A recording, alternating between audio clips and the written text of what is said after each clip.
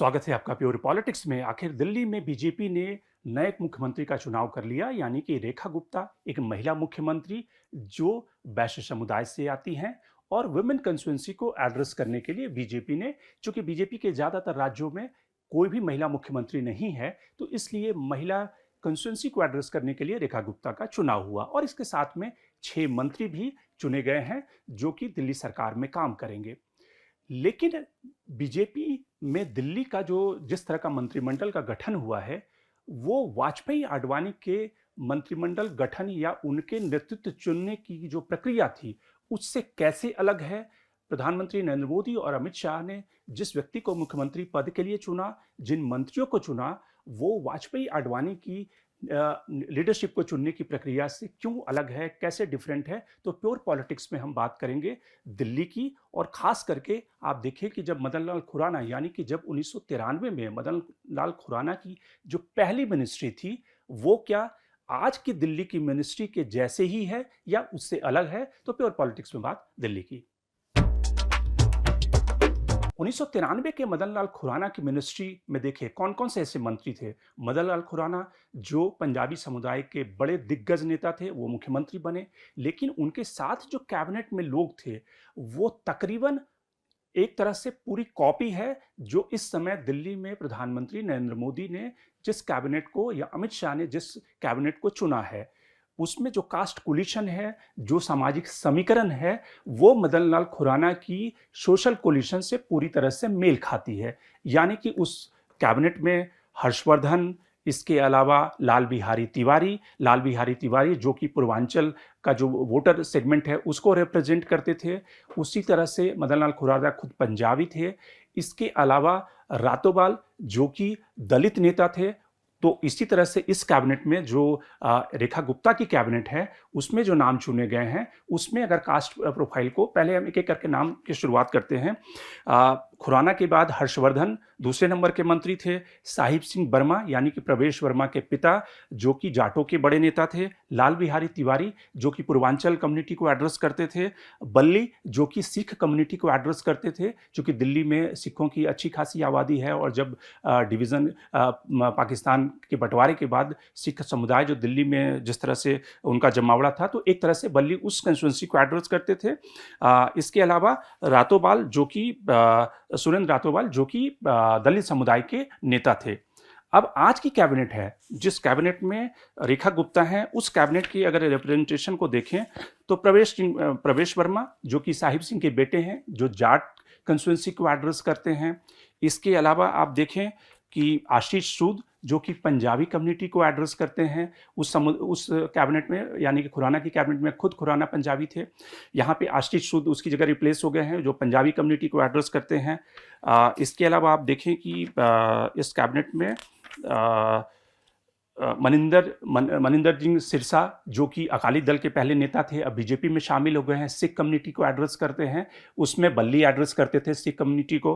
इसके अलावा पंकज कुमार सिंह जो कि पूर्वांचली हैं, बिहार के बक्सर से आते हैं। इनके पिता जो इनकम टैक्स कमिश्नर थे, उनके ये बेटे हैं। तो उस पूर्वांचली यानी कि बिहार यूपी जो कंस्टिट्यूंसी है, जो इस समय दिल्ली में काफ़ी डोमिनेंट है, यानी कि 25-26% की जो आबादी है दिल्ली की, वो पूर्वांचल के लोगों की है। उस जो कोर कंस्टिट्यूंसी है उसको एड्रेस करते हैं।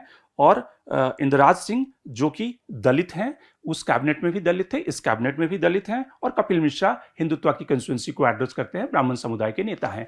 तो एक तरह से मदन लाल खुराना की जो कैबिनेट थी और रेखा गुप्ता की कैबिनेट है, उसमें कोई बुनियादी तौर पे कोई अंतर नहीं है। जिस तरह से सामाजिक समीकरणों का ध्यान रखा गया है, जिस समय वाजपेयी आडवाणी मंत्रिमंडल का चुनाव करते थे, तो उसी सामाजिक समीकरण का ध्यान रखते थे जो नरेंद्र मोदी कर रहे हैं। तो फिर आखिर अंतर कहाँ पे है? अंतर है मुख्यमंत्री के चेहरे पर। वाजपेयी और आडवाणी के प्रक्रिया जो थी नेतृत्व चुनने की, उस प्रक्रिया को अगर नरेंद्र मोदी के नेतृत्व चुनने की, चीफ मिनिस्टर चुनने की के प्रोसेस से अगर तुलना करें, तो आसमान जमीन का अंतर आ जाता। अब आप कहेंगे कि अभी दिल्ली में प्रवेश वर्मा को ज़्यादा तो लोग चाहते थे कि वो मुख्यमंत्री बने, जाट समुदाय के बड़े नेता थे, साहिब सिंह वर्मा के बेटे हैं, लेकिन उनकी जगह रेखा गुप्ता को चुना गया। लेकिन जब वाजपेयी आडवाणी मुख्यमंत्रियों का चुनाव करते थे, तो उनकी पहली जो शर्त होती थी, स्वीकार्यता, लोकप्रियता और अनुभव। आप देखिए मदन लाल खुराना, बाद में साहिब सिंह वर्मा दिल्ली के मुख्यमंत्री बनाए गए, जो एक्सेप्टेबल चेहरे थे, अपने इलाके में लोकप्रिय नेता थे और जिनकी विधायकों के बीच में स्वीकार्यता थी, अनुभव था। तो यानी कि 3 जो शर्तें थी, लोकप्रियता, अनुभव और स्वीकार्यता, एक्सेप्टेबिलिटी, वो तीनों फैक्टर को पूरा करते थे, चाहे वो मदन लाल खुराना हो, साहिब सिंह वर्मा हो या फिर बाद में जब सुषमा स्वराज बनी, वो भी अपने वाजपेयी कैबिनेट में एक लोकप्रिय कैबिनेट मंत्री थी, जिन्हें कि दिल्ली भेजा गया था। तो इन 3 शर्तों को वाजपेयी आडवाणी पहली प्रायोरिटी देते थे। आप सिर्फ दिल्ली नहीं बल्कि तमाम राज्यों में उठा करके देखें, जिस जमाने में उमा भारती को मध्य प्रदेश का मुख्यमंत्री चुना गया था, वो एक फायर ब्रांड लीडर थी मध्य प्रदेश की, स्ट्रीट फाइटर थी, उनकी एक अपनी लोकप्रियता थी, उनकी एक स्वीकार्यता थी। उसी तरह से अब दूसरे राज्यों में बाद में जब शिवराज सिंह चौहान को चुना गया, अलग अलग राज्यों में वसुंधरा राजे का जब चुनाव हुआ, या भैरव सिंह शेखावत राजस्थान में थे, तो जिन भी राज्यों में वाजपेयी आडवाणी ने नेतृत्व का चुनाव किया, उसमें ये तीनों शर्तें थी कि लोकप्रियता होनी चाहिए, स्वीकार्यता होनी चाहिए और वो अनुभव होना चाहिए, कि यानी कि 40-50 साल, 60 साल जो आप जिस पॉलिटिक्स में इवॉल्व होकर आते हो नेचुरल तरीके से, उसको उन्होंने चुना। नरेंद्र मोदी के जो चुनाव का प्रक्रिया है, वो वाजपेयी आडवाणी से इंटायरली डिफरेंट है। नरेंद्र मोदी जिस तरह से, या अमित शाह जिस तरह से नेता का चुनाव करते हैं, उनकी पहली शर्त है सामान्य कार्यकर्ता, यानी कि पॉलिटिकल लेगेसी की कोई ज़रूरत नहीं है या फिर कोई वो अनिवार्य शर्त नहीं है। सामान्य कार्यकर्ता होना चाहिए, ताकि वो एक पॉलिटिकल मैसेजिंग कर सके कि बीजेपी एक ऐसी पार्टी है जहां पर सामान्य कार्यकर्ता को भी उतना ही महत्व दिया जाता है जितना कि पॉलिटिकल लेगेसी वाले नेता को दिया जाता है, जिसमें कि रेखा गुप्ता फिट बैठती हैं, भजन लाल फिट बैठते हैं, मोहन यादव फिट बैठते हैं, जो कि एक सामान्य कार्यकर्ता के रूप में इवॉल्व हुए।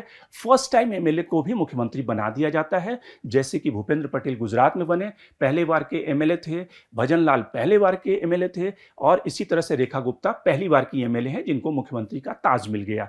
तो पहली जो शर्त है वो सामान्य कार्यकर्ता को रिवॉर्ड करना, उसका सम्मान करना, ताकि एक पॉलिटिकल मैसेजिंग ग्राउंड पे बड़े जो कंस्टिट्यूएंसी है बीजेपी की उस तक जा सके। दूसरा जो नरेंद्र मोदी के काम करने का तरीका है और वाजपेयी के काम करने के तरीके में जो अंतर है, वाजपेयी आडवाणी बीजेपी को एक पॉलिटिकल पार्टी की तरह चलाते थे, कि किस तरह से एक नेचुरल प्रोग्रेशन लीडरशिप का होना चाहिए, वो नीचे से इवॉल्व होकर ऊपर तक आना चाहिए। नरेंद्र मोदी बीजेपी को एक सीईओ की तरह चलाते हैं, एक कंपनी की तरह चलाते हैं, जहां पे कोई अनुभव की कोई बहुत ज्यादा उतनी जरूरत नहीं है, या फिर वो पहली शर्त नहीं है। वो यंग होना चाहिए। अगर उन्हें लगता है कि ये व्यक्ति इस कंपनी को चला सकता है, तो वो उसमें भी गुरेज नहीं करते, यानी कि यंग लीडरशिप को भी वो मौका देने में कि वो उस कंपनी को, बीजेपी को चलाए। तो यानी कि एक सीईओ की तरह उनके काम करने का स्टाइल है नरेंद्र मोदी और अमित शाह, कि एक कंपनी को वो अनुभव से आंकते नहीं हैं, बल्कि इस बात से आंकते हैं कि उसकी कितनी कैपेबिलिटी है उस कंपनी को चलाने के लिए, उस पार्टी को चलाने के लिए, उस यूनिट को चलाने के लिए, भले ही उसकी स्वीकार्यता ना हो, भले ही उसकी लोकप्रियता ना हो। जैसा कि आप भजन लाल के केस में ले सकते हैं, रेखा गुप्ता के केस में ले सकते हैं, मोहन यादव के केस में ले सकते हैं। उनसे ज्यादा स्वीकार, उनसे ज्यादा पॉपुलर, उनसे ज्यादा अनुभवी नेता इन सारे राज्यों में थे बीजेपी के पास में, लेकिन बीजेपी ने उनमें से उनका चुनाव नहीं किया मुख्यमंत्री के लिए, जो नरेंद्र मोदी के चुनाव का दूसरा क्राइटेरिया है। तीसरा जो क्राइटेरिया है, जो प्रधानमंत्री नरेंद्र मोदी और अमित शाह जिन बातों पर ध्यान दे रहे हैं, एक नई लीडरशिप को कल्टीवेट करना। वाजपेयी और आडवाणी ने भी अलग अलग राज्यों में, क्योंकि बीजेपी अगर आप देखें कि 2020 तक जो चलती रही, वो वाजपेयी और आडवाणी के कल्टीवेट किए हुए नेताओं से थी, चाहे वो सुषमा स्वराज हो, अरुण जेटली हो, वेंकैया नायडू हो, अनंत कुमार। राज्यों में आप देख लें सुशील कुमार मोदी, वसुंधरा राजे सिंधिया, ये सारे नेता वाजपेयी और आडवाणी ने कल्टीवेट किए थे, उन्हें मौका दिया था, और वो एक तरह से इवॉल्व होकर अपने राज्यों के स्वीकार्य लोकप्रिय नेता बने। नरेंद्र मोदी को ये लग रहा है कि चूंकि इस समय पब्लिक सेंटिमेंट उनके साथ में है और जिस तरह का उनके पास जनादेश है, उसमें वो एक्सपेरिमेंट करने की हालत में है, यानी कि वो रिस्की डिसीजन ले सकते हैं, वो अनुभव को दरकिनार कर सकते हैं, वो उस तरह का एक्सपेरिमेंट कर सकते हैं कि किसी यंग पर्सन को भी मुख्यमंत्री, जिसके पास कोई अनुभव नहीं है, प्रशासनिक अनुभव नहीं है, उसको भी वो मुख्यमंत्री बनाकर वो एक फ्यूचर की लीडरशिप को कल्टिवेट कर सकते हैं, जो अगले 10-15 सालों तक बीजेपी की लीडरशिप को आगे बढ़ाए। हालाँकि नरेंद्र मोदी उस मामले में एक साहसी राजनेता हैं कि कई बार उन्होंने अपने ही फैसले को बदला है और अपने फैसलों में गलत होने के बाद भी उसके साथ वो बैंक करते रहे हैं, जो वाजपेयी आडवाणी से उन्हें अलग बनाता है। क्योंकि आप अगर देखें सिर्फ दिल्ली का उदाहरण, दिल्ली में 5 सालों के अंदर वाजपेयी आडवाणी ने 3 मुख्यमंत्री बदले थे। एक अगर फेल हो रहा है तो वो पब्लिक प्रेशर को हैंडल करने के लिए उन्होंने दूसरे मुख्यमंत्री को बनाया। दूसरा जब साहिब सिंह वर्मा प्याज की कीमतों पर जब उनका काफ़ी विरोध होने लगा, तो उन्होंने उन्हें हटाकर सुषमा स्वराज को लाया, ताकि वुमेन कंस्टिट्यूएंसी को एड्रेस करते हुए जो पब्लिक सेंटिमेंट है उसके साथ में वो दिल्ली की गद्दी को बचा सके। तो यानी कि पब्लिक सेंटिमेंट के साथ में वाजपेयी आडवाणी ज़्यादा जाते थे। नरेंद्र मोदी उस मामले में साहसिक हैं, वो पब्लिक सेंटिमेंट के अगेंस्ट भी जाते हैं। अगर कोई अलोकप्रिय है या फिर उसके ऊपर छींटाकसी भी हो रही है, तब भी वो उस लीडरशिप का साथ देते हैं। जैसे कि आप रघुवर दास के केस में देखा, जब झारखंड में उनका विरोध हो रहा था डोमिसाइल पॉलिसी को लेकर, तब भी 5 साल तक उन्होंने उसे मुख्यमंत्री रघुवर दास को बनाए रखा। वैसे ही दूसरे राज्यों में भी इस तरह के उदाहरण दे सकते हैं। तो कुल मिलाकर प्रधानमंत्री नरेंद्र मोदी और वाजपेयी आडवाणी के नेतृत्व को चुनने की जो प्रक्रिया थी, वो इंटायरली डिफरेंट है इस मामले में। खास करके जो टॉप लीडरशिप है उसको चुनने के मामले में बाकी की जो कैबिनेट है उसमें वो सामाजिक समीकरणों का ध्यान देते हैं, अनुभव का ध्यान देते हैं, लेकिन टॉप लीडरशिप को चुनने में वो एक कंपनी की तरह बिहेव करते हैं। उनके लिए अनुभव से ज़्यादा व्यक्ति की जो योग्यता है, नए टैलेंट को मौका देना, सामान्य कार्यकर्ता का मैसेजिंग जनता तक पहुंचाना, ये ज़्यादा मायने रखता है। और इसलिए कई बार जो पुरानी लीडरशिप है, या जो इस समय कई सारे लोग कहते हैं कि विजेंद्र गुप्ता को मुख्यमंत्री होना चाहिए था या प्रवेश वर्मा को मुख्यमंत्री होना चाहिए था, लेकिन नरेंद्र मोदी और अमित शाह कई बार जो अनुभवी नेता हैं, यानी कि जो मुख्यमंत्री पद के लिए उपयुक्त हैं, उन्हें स्पीकर बना देते हैं, और जो व्यक्ति जिसे मंत्री बनना चाहिए था उसे मुख्यमंत्री बना देते हैं। तो ये एक तरह से दोनों की स्टाइल की डिफरेंस है, दोनों के काम करने का तरीके का अंतर है। आप बने रहिए प्योर पॉलिटिक्स में, और साथ ही हमारे यूट्यूब चैनल को सब्सक्राइब करना ना भूलें। अपने कमेंट्स, रिएक्शन लगातार हमें भेजते रहें।